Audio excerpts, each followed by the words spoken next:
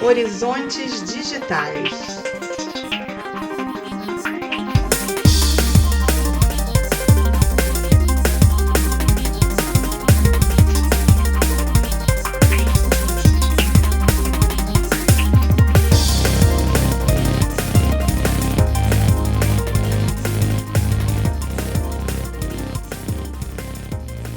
Olá, bom dia, boa tarde, boa noite.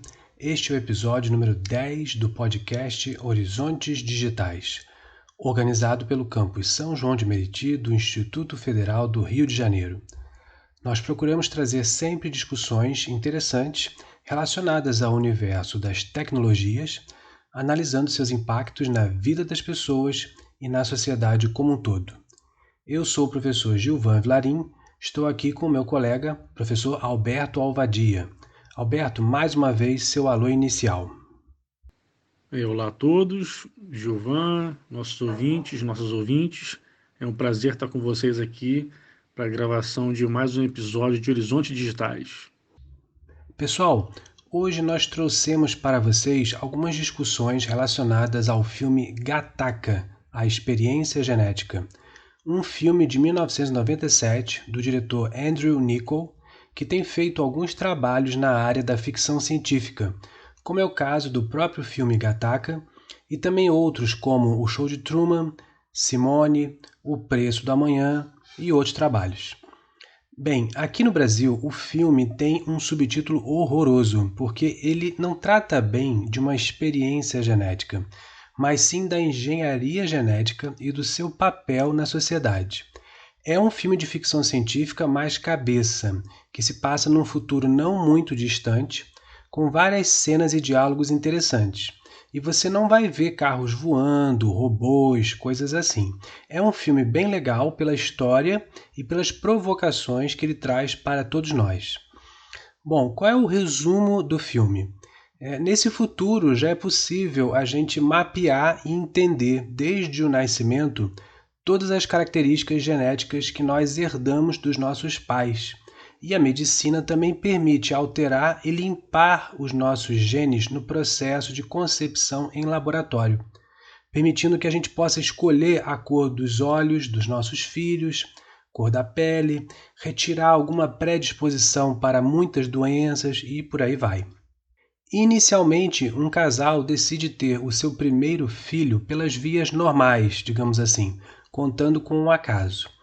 Nasce um menino com prováveis problemas de saúde no futuro, principalmente 99% de chance de ele ter problemas do coração até os 30 anos.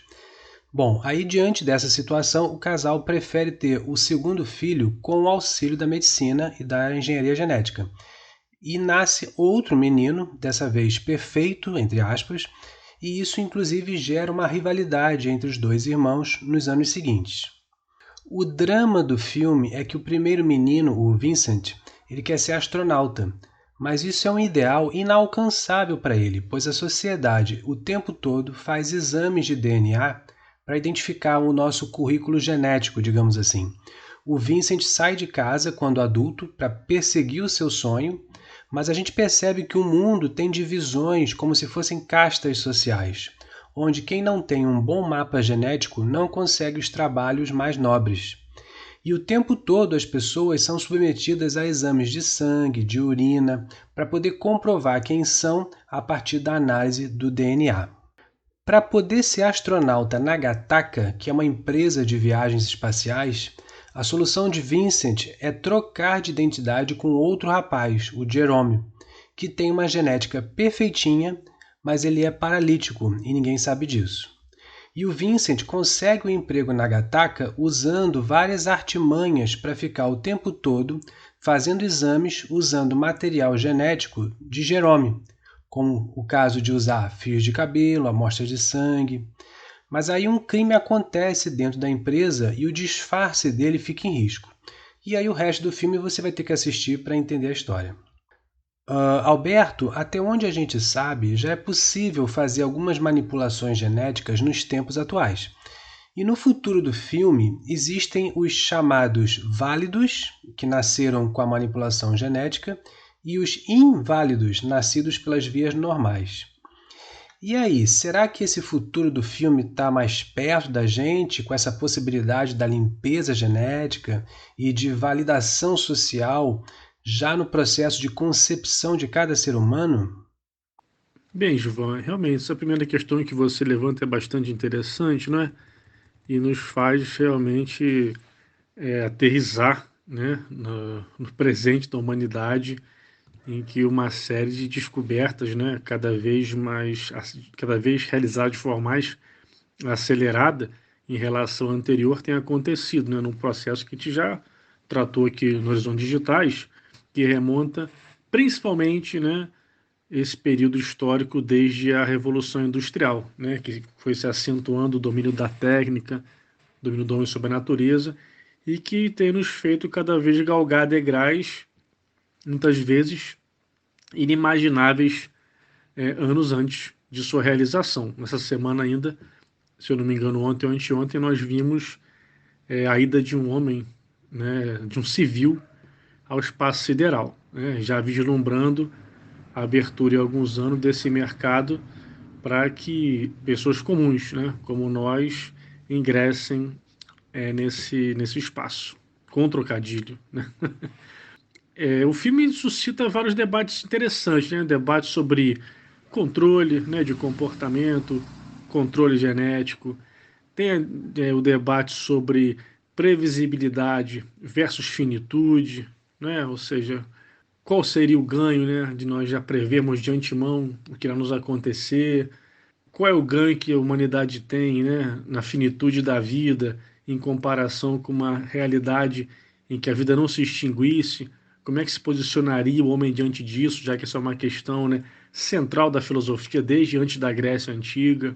Deste ponto, né, clássico, desde a Grécia Antiga, a gente salta para hoje em dia, aplicativos, né, que mudam a face das pessoas e as colocam em outros corpos, né, que a juventude, sobretudo, tem brincado muito hoje com isso, né? Pega personagens, bota no corpo de outro, fazem memes, fazem humor, mas qual o impacto potencial real que isso pode ter, né, se mal utilizado de fato, né? Como você introduziu aí diretamente na sua questão, tem a perspectiva eugênica, né, de depuração racial, da qual a humanidade já tem lançado mão, né, concreta historicamente em algumas oportunidades, também num debate mais recente por meio dos processos do racismo científico do século XVIII e XIX, que, entre outras coisas, né, tentaram fundamentar a escravidão por meio da desigualdade genética, não é? Eu acho que é um leque bastante aberto de questões e eu gostaria de deixá-las aqui como perguntas, né, como proposições para o nosso ouvinte, né, ao retornar ao filme,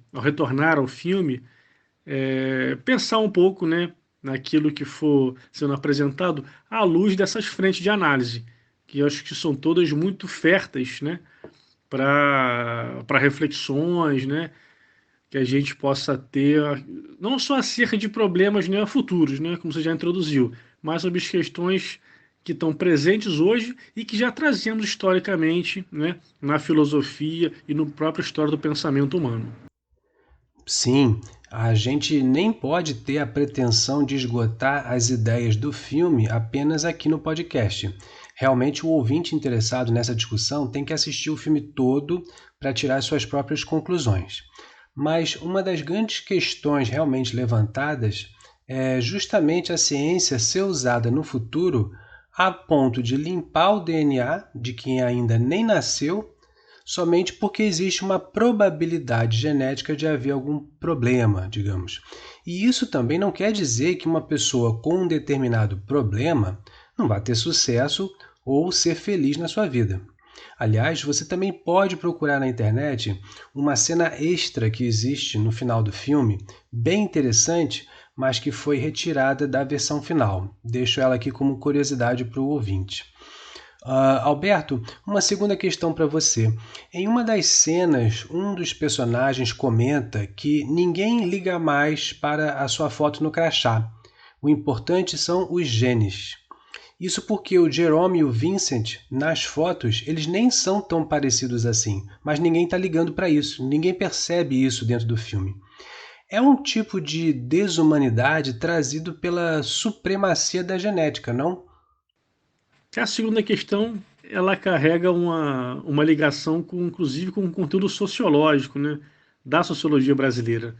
Me lembrou aqui o sociólogo Horaci Nogueira, né, autor de uma vasta obra, e que tem dois conceitos interessantes, né, que dialogam entre si, que é do preconceito de marca e do preconceito de origem. Né? Ele faz uma comparação, sobretudo, pegando o Brasil e Estados Unidos. Fica a dica para quem se interessar na questão, se aprofundar um pouco mais nessa reflexão do professor Horaci Nogueira. Mas, em linhas gerais, né, e dialogando diretamente com a tua questão, Gilvan, o preconceito de marca, né, seria aquele em que um grupo é discriminado pelo seu fenótipo, né, ou seja, por aquilo que está mais aparente, seus traços físicos, né, sua aparência física. E o preconceito de origem, né, estaria ligado à questão da origem genética, né, da pessoa, não necessariamente, portanto, tendo relação direta com a sua aparência, já que a gente sabe que os nossos traços, nossas características também vão se diluindo, vão se compondo ao longo das gerações. Então, realmente, essa fala aí que você trouxe, né, na questão entre o crachá e a genética, me lembrou essa reflexão que o Horaci Nogueira faz entre a marca e a origem, né, aqui tentando fazer uma relação, né, o crachá seria a marca, os genes seriam a origem. Legal! E valeu pela dica de material e do autor para a gente procurar depois. Bom, pessoal, para não esgotar tudo aqui, assista então ao filme Gattaca. E para fechar o nosso episódio, eu vou deixar uma curiosidade. Por que o nome Gattaca?